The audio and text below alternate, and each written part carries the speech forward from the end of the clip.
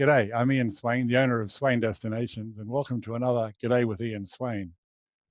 Today we're joined by another legendary lady who just can't keep her feet on the ground. Louisa Patterson, or Choppy, as she is called by most people, has been flying high for most of her life, and mostly in helicopters.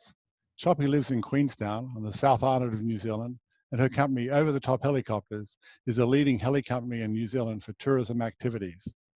I've flown with her and known her for over 30 years, and every flight is completely different, breathtaking, and educational. I'm very pleased to introduce you to Choppy. So, kia ora, Choppy.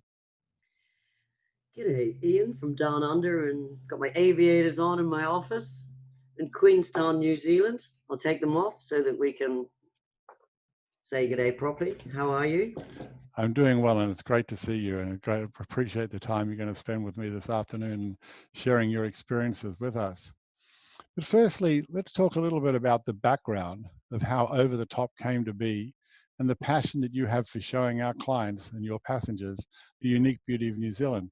When did you first fall in love with heli flying? I think that would have been in the 70s when I was learning to fly airplanes. My family's from a history of aviation. My father was a Spitfire pilot in World War II, and my uncle was president of the National Airways Corporation. So I started off flying airplanes to join the National Airline.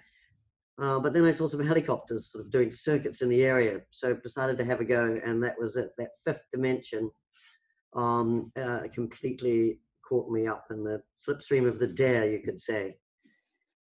It's a different sort of type of flying with a helicopter, but sort of like I can compare it to playing a musical instrument because you can slow it up and you can increase the tempo and you can just basically fly it in a way that you would be like playing a piece of music. Well, you can certainly play your instrument well. I mean, I love flying with you, and I wouldn't fly with anybody else. How many passengers do you think you have taken over the years? And what are just some of the handful of experiences, memorable ones, that you've had? Perhaps some marriage proposals or special anniversaries, or what has happened on some of the heli flights you've seen? Well, we've been operating over the top in Queenstown since 1986. So what's that, 34 odd years. And I think we've taken a sort of brief tally on that yesterday to get it up to date. It's over 60,000 clients that we've flown from Queenstown into Fiordland and into the adjoining area. It's just the places that we take them are amazing, but we have had some very special things happen, and proposals, wedding anniversaries, and remote places. I have this collection of wind-up gramophones. And I remember years ago asking you about a particular client. See, you were saying to me, why do you want to know what their favorite song is? Well, it turned out that it was they were coming down for their 60th wedding anniversary, an older couple. And so on the wind-up gramophone, we've put on their favorite 78 and asked them to dance on the mountaintop. Well, they're like, how did you know that that was our favorite song? We're like, well, that's this detail that Swains go into to find things out to make your experience the most memorable for you. I think everywhere we land is it feels like it's the first time we've been there. And as a helicopter pilot coming in to land at some of these remote spots, everything's changing, whether it's the snowdrift or the wind or the ice on the lake or in the summer, that the different things that could be there. So for us, it's a unique experience as well to be able to take people to these remote areas. Well, some of those unique experiences that the traveler can have, from glacier hikes to cliff top golf, which is intriguing. And I loved it when I did it myself. But can you tell us more about the ultimate tee shot that you started?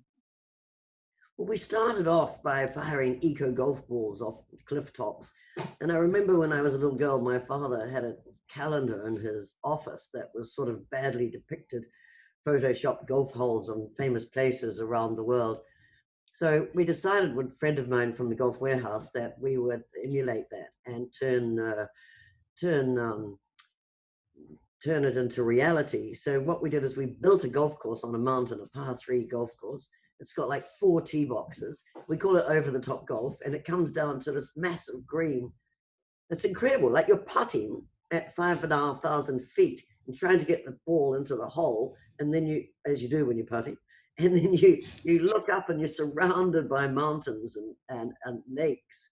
It's pretty beautiful, Uh, and it's a great place as well for occasions to be able to go up. And after you've played golf at one of our mini golf courses in this area, you can go up there, and it's sort of a different twist on the 19th.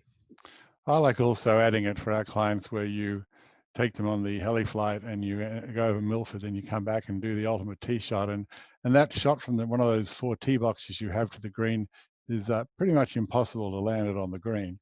But after you do that, and then you take off and you fly down and land at one of the golf courses in Queenstown on the first tee and get a real game of golf. So that's an incredible experience too. Also, often we combine your experience with the Dart River jet boat experience, as you know. Perhaps you can elaborate a little bit more on how that all works together and how exciting that day is. It's a great day out. So you're picked up from your hotel by an over-the-top VIP car and brought out to our departure lounge, safety briefed into one of our fabulous Eurocopters, and then off and over and above. You see Milford from above, and you land on a glacier, and then we deliver you to the jet boat. So as we're coming in, you see the Dart River and how it branches out, and the pilot will explain to you the attributes of the jet boat and how it can skim across 4 inches of water. You'll see it from above and then spiral down, land on the edge of the river, and then your jet boat driver comes over, pass the baton of care to the jet boat driver, and he'll take you on an amazing experience along the river and then back to Queenstown. So it's sort of an over the top and get in amongst it day. It's pretty good. No, it's amazing. I remember the first time you took me on that, and we landed on the beach, and all of a sudden this jet boat comes careering in, does a 360 in front of us on the beach, and comes in to pick us up and take us off. It was a memorable day. Um, Speaking of memorable days, our clients continually rate the Milford Ultimate experience that you have as the most exciting highlight of their time in New Zealand. What's your favorite flight? I love the Milford Ultimate. I think that it encompasses everything that Over the Top is known for and everything that we're passionate about. So it's a 4.5 to 5 hour time away. You're only in the helicopter for an hour and a half, but the longest leg is about 30 minutes. So you have this myriad of different landings, depending which direction you go. And once again, it's pilot's discretion and the weather and all sorts of things that might decide which way we're going to go. I personally like to head out round the Ernslauburn Glacier and then up onto the glacier to land, where we shut down. So our specialty is shutting down. It's not so much the essence of being in the helicopter; it's where we're taking you and the remote areas where you can enjoy the different things. So on the glacier, we shut down. You can actually hear the creaking of the glacier. Pilot will get a champagne bucket out of the boot of the chopper, and your job then is to fill the ice bucket with glacial ice to make sure that your champagne's chilled at our yet to determined lunch spot. And then from there, we lift off and we fly down over the rainforest, complete change of the tussock country that we've been flying over of the high country stations. And we go down over the rainforests and land on a remote beach. There's a couple of things that we can do here. We can either confiscate your shoes and say, if you keep the sea on your left and the land on your right and walk that way, you'll find us, and we'll go and park a few beaches along. Or we can go up into the rainforest from the beach after our beach walk, go up into the rainforest where you can see the amazing layers and the moss and like in Queenstown, we have less than a meter a year, and over in Fiordland, they have 8 to 9 meters of rain a year. So an incredible change in the vegetation. So we get in and immerse that with a walk. We can also arrange to get some crayfish from there, or if on the ultimate, or if it's the whitebait season, which runs from September to November, we can visit the whitebaiters and little ingan, little fish that they put into patties. So we collect a bit of produce. From there, we'll fly along the coast and into Milford Sound. Milford Sound, you can't really see it from the sea because it goes off in a dogleg. And so we'll fly in there talk about how it was first discovered and who discovered it. And into Milford Sound, you'll see this towering cliffs on each side. They rise up like Mitre Peak goes straight up out of the ocean floor, about 5,000 feet. And they say the fjord is thousands of feet deep. It's incredible scenery with these waterfalls that just cascade vertically into the fjord. And one of the stats that I like to say is the waterfall on the left there, believe it or not, is 2 times higher than Niagara Falls. You get a thing called dwarfism because you're in this chasm of rocks and mountains, and so you don't feel that they're as tall as they are. It's quite an awesome experience. And then we can land at Milford as well, and you can go for a walk there and take some incredible photographs. From there, I like to lift off and then head sort of further south to Lake Quill, which is the largest or tallest lake in the waterfall, Southern Falls in the southern hemisphere. So Lake Quill is at the top, and then the Sutherland Falls come out. And we've got a couple of landing spots right at the top of the waterfall. So you sort of like skid in there with your skids in the ground around you, and shut down there as well. Amazing. Quite often we'll get visited there by the keas, which is our New Zealand native parrot. They're like very cheeky and very intelligent. And if you put the picnic hamper out, they're quite likely to help themselves to anything that's on the hamper. They'll come right up and sort of and take food out of your hands, although we shouldn't really be feeding the wildlife. So then we have a lovely picnic up there. Once again, we can get the wind-up gramophones out. We can cook the crayfish or some lamb chops on a little Weber barbecue, whitebait fritters. From there, take off again, and follow you from above, you can see the famous Milford Track and more of the U-shaped significant glacial formed valleys. Then down we go, land on one of my other favorite spots called Lake Erskine, which is this incredible purple blue color, and it's reflective. So the water is so clear. I get people to lie on their tummies and scoop the water into their mouth. We always carry a few towels in the chopper as well. So if you're brave enough to swim in an alpine lake, you don't go too close to the outlet, which is obviously goes down a big waterfall, then it's quite safe and exhilarating to jump into the clear, pristine 2 degrees lake water. It's pretty special. No, it's an amazing day, and I've done it so many times with you, and it's just been incredible. And the people that flew with us just really enjoyed it. But speaking of the glaciers, I remember one of the first flights you took me on. You showed me one of the large glaciers in the Fiordland National Park, and then some 15 years later, you took me back and showed me how far it retreated. I know you're involved in collecting data on the glacier movements. Can you elaborate on what has happened in just the last 30 years? Yeah, I certainly can. Like, we've been flying here, as I've said, for over 30 years. And the glaciers, when I first started flying, were spewing down over the edges and into the valleys. And they've receded back enormously. We started to put marks there. So we've got a mark, 1986, where white paint on the edge of the schist rock face of where the base of the snow was.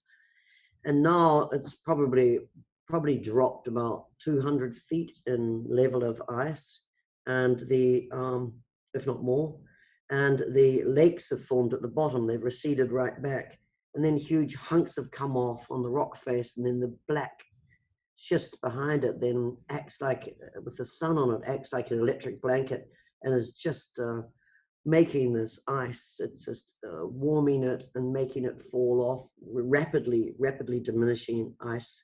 Whether that's ice loss, whether that's human intervention or the warming of the globe is the great debate. But it's very significant that we are losing such a lot of this glacial ice. We'll keep a little bit of the ice there for next time I come down, so we can cool that champagne down. Yeah, we're not. Hopefully, we're not affecting it too much. New Zealand is a naturally stunning place with glaciers, fjords, volcanoes, and so many dramatic backdrops unlike anywhere else. What do you feel a heli experience delivers that a traveler would otherwise miss out on? It's just that being able to see something so compact. I mean, if I start by saying New Zealand is a long, narrow nation, a long, narrow country, and we have such diverse change from the west coast to the east coast, and we have four distinct seasons. And to be able to see it from above, to see the changing of the golden tussock country of the high country stations, through to the Southern Alps and the majestic mountains, through to the fjords that have carved the ice down, the glaciers that carved down into the sea and then were backfilled by the ocean, the wild and remote west coast beaches, the places that we can land along the way in these areas that normally inaccessible to man. It's just that whole ability to being able to take our guests there to to fish for whitebait or to gather crayfish, to deliver it back to your hotel to chef for dinner. It's the experience of flying from above is something, and is something that people, if they didn't have it on their bucket list, as soon as they get back, they put it on the top of their bucket list to tick it off. You could really say it's over the top, I suppose, couldn't you? You could say it's over the top, Ian. Good. I remember you telling me about a newer experience where you have access to a high country mountain cottage you take guests to. I know I haven't been there yet, but how's that going? Well, I think you have been with me there years and years ago, when the days when we were operating Hughes 500s. But we've since purchased the smallest high country station in New Zealand, and it's going really well. We're putting up some really fabulous accommodation, glamping tents, and some musterers' huts, and it's going to be the sort of place where you can pop into and stay the night, but you all sleep in one cabin. So mom and dad and the kids, you're all, and it's about the old ways that we used to do it with the kids. You know, you'd go out and cook some marshmallows on the fire and some target shooting with the BB gun and some hiking, and so there's going to be sort of a, a, those sorts of things out there. We've also got involved with a company in New Zealand called Trees That Count, and we've measured our emission levels from our Airbus engines. So now all of your flights with over the top are totally offset. So out at the high country station, we will have the ability for you to be able to plant your own native tree, and that will offset the flight that you've basically done with over the top. You can come back, you can send people back to visit your tree.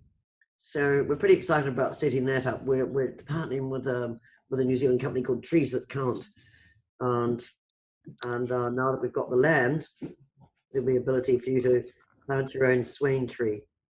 Have a Swain Grove down there eventually, and it's a great initiative, and I love hearing about that because it's something that we all should be focusing on is making the planet better, but still enjoying it. I interviewed Tom from Blanket Bay, and you know Tom very well, and we spoke about how he combined the helicopter with your Milford Sound experience, and you transfer them to land them at the front lawn, and he has a glass of bubbly waiting for them. Where else can you transfer to? I suppose anywhere. Blanket Bay is particularly special because Tom does provide it. Well, they all provide pretty good service, but Tom with the champagne is a special one. But the helicopters are a great way to see the whole of New Zealand. The Lindis Lodge, which is up at on the way to Christchurch, and then there's all of the lodges that you can think about through New Zealand's lodge ability. We've got a wonderful product called Fly New Zealand, where you can actually be picked up at one end of the country and go to the lodges up there, and then come hop your way down with a couple of nights at each lodge. And then while you're at the lodge, use the helicopter to access the fly fishing rivers in their area, or a private hot pool in the Rotorua area. All of these different things at the nation golf courses, if you want to play golf all the way down. So it's something pretty exciting to be able to do, to fly through New Zealand lodge to lodge by helicopter. And I think that's going to become more popular because it's people want to have private experiences, and flying from helicopter in a private helicopter with just a pilot from A to B to C to D is going to be an incredible experience.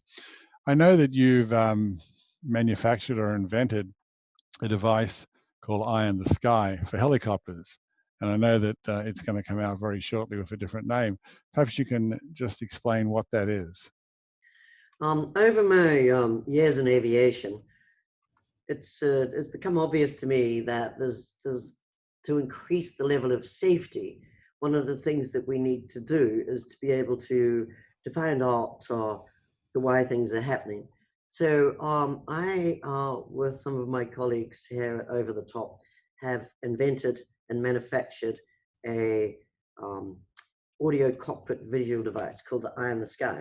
Is it there? And it's called the Eye in the Sky, and we use it in all of our aircraft. And what it does is it can close occurrences. Someone said that the helicopter was flying too low. We can say, oh, well, actually, it can show you that it wasn't. It's got all sorts of built-in IMUs and GPSs and things. Can help engineers if you've got a light that flickers or something, it'll close those, get the engineer to fix something immediately. And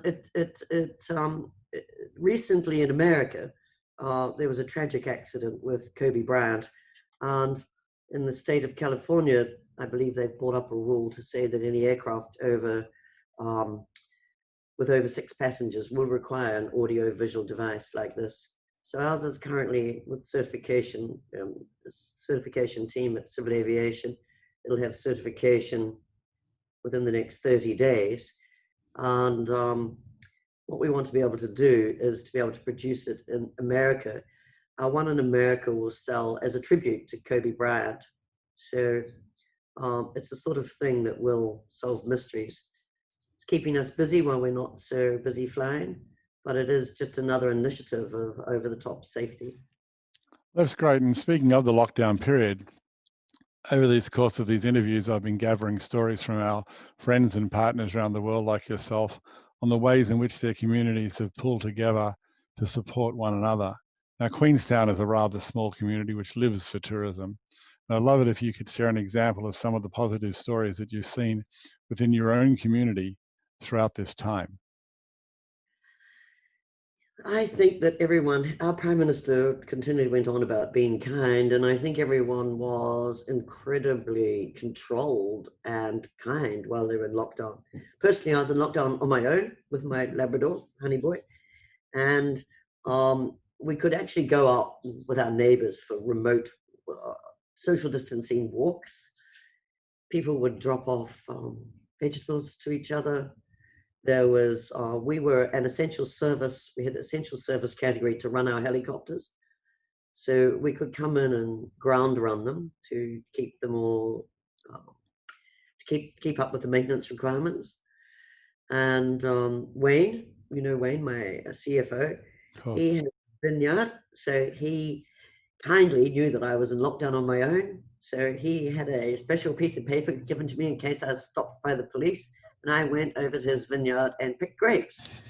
And there was like, we were given a row each, and everybody was just kind to each other. I think that this whole COVID-19 lockdown and what people have experienced has made people more tolerant and friendly. I don't know how you could make a New Zealander more friendly, but somehow it's happened. It's true.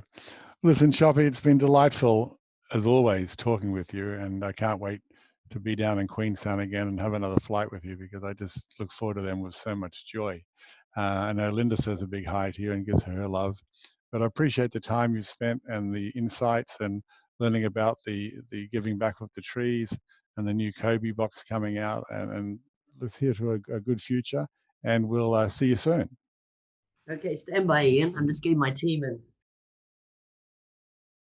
All right, thanks, guys. It's really good to see you. It really is, and really appreciate all the help you do and the way you look after our clients. It's just an amazing experience, and it's rated, as I said before, the top experience our clients have when they're in the country. We love taking your client. We love taking your clients over the top. We love putting smiles on their faces. We're in Queenstown. We will adventure again. And my team and I really love Swain's and your team. And we look forward to taking your clients again over the top. Say, Okay. go. We love Swains. Swains. Thank you. All right, thanks, guys.